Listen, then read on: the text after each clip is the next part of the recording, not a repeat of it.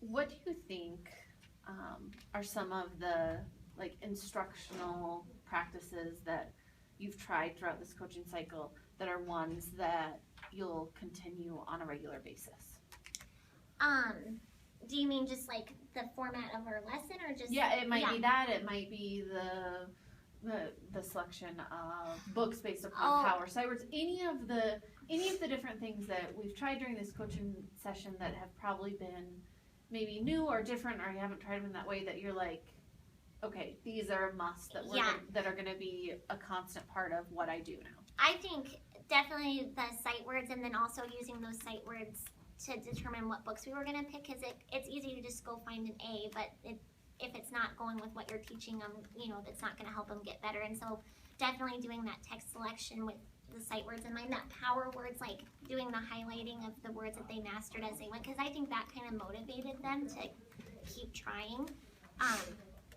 And then even just doing and it's hard when, to do a daily check-in, but just even checking in every day on those sight words, because it was interesting to see who actually had control over those words, and the ones that were just like guessing, they weren't consistent. So that was good for me to know too.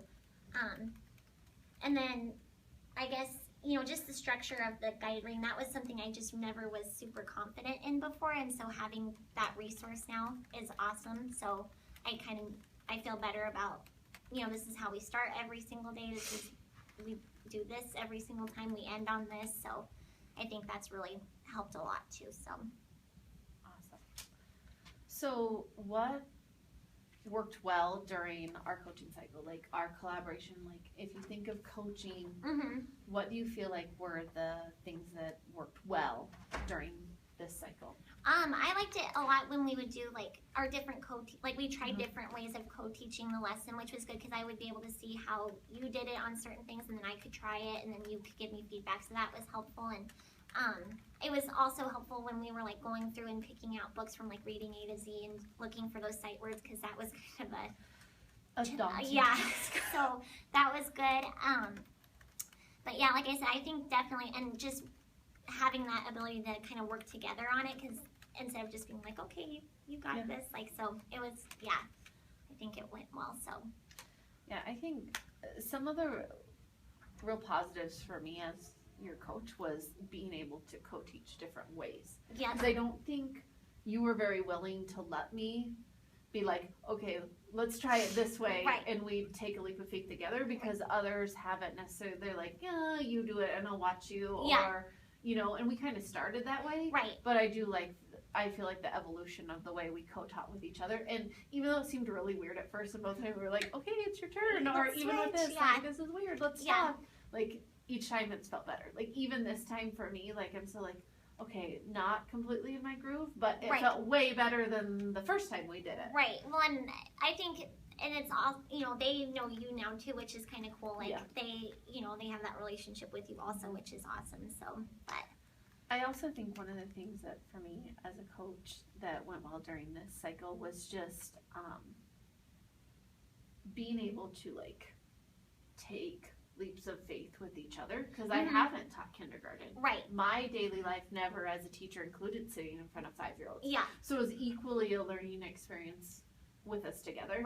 And that was nice. Like, there was a few little, even just mannerisms you had with the kids that you don't have when you teach 12-year-olds.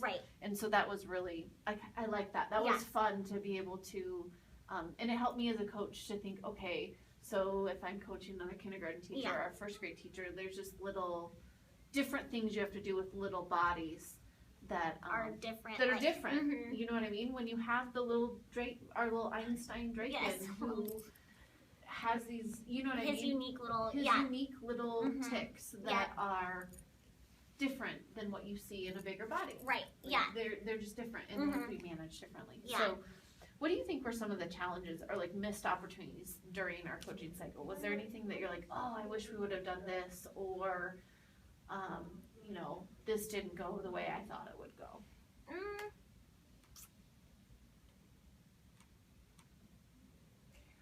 Well, and this isn't so much, it was just hard because there was a few times where we had like testing in between. It was hard sometimes to be consistent just because of other things, and like we had map testing, or we had breaks or, you know, weird things like that. So, but I still think it went really well, and I feel like they got further than I even like had originally thought. So yeah, that was one thing, like even I was being reflective, like what were missed opportunities as your coach, and I think that that's one of the main ones is just battling the like, what do you do when this has to be done? Right. When right now this is more urgent than my commitment to you, or right. or even vice versa, or like you were sick or something like that, and you know then it just felt like you're behind. But I do feel like we did a good job of getting back on the same page. Like we got back into it, but it's just, and I don't know how to battle those. I think that's something that it's hard. Well, and like I said, because we had map testing for that whole week, and then so you couldn't come in the morning, and we didn't do our normal routine, and so it just kind of throws everything off a little bit. But it was still, I still think it went really well. And we always like were able to catch back up and get it back on track. So yeah, I think that is one of those missed opportunity things that I hope to get better at. Yeah. But I think sometimes I was even talking with some of the other coaches that sometimes just life and our jobs happen. Well, and like I said, totally on our end too, because we just have other things come up. Yeah, field trips, just anything. Oh yeah, we had a few field trips in there too. So yeah. But I do think, you know, with that being a missed opportunity as your coach, I think I've learned like, okay, how can I better try to avoid those? Yeah. And if I can't avoid them, how to recover from them better. And I feel like we recovered pretty well. And I don't think it like did anything to harm. You know, like I still think we did a really good job. Like they did a good job, I think. So. And how do you feel our collaboration like positively affected your kids' learning? In a lot of ways, like I think, like I said, I've always done guided reading, but I've never felt comfortable with it, you know, like it's just always been one of my weaknesses, I thought. And so just even having like the structure and having like the resources and having you to help, and like it's helped all my groups. So like even not just this group, like I feel like I'm more proficient with all of my guided reading groups. So, and especially with the little guys, because that's always hard. You never know how much word work to do with them and how much in the actual text. And so that was something for me, like you need to actually spend the time in the book and not so much time with some of that other stuff, you know. So thank you so much. Yes, thank you. And I know your kids are like on their way. It's okay. I heard them and I'm like, oh, they're fine.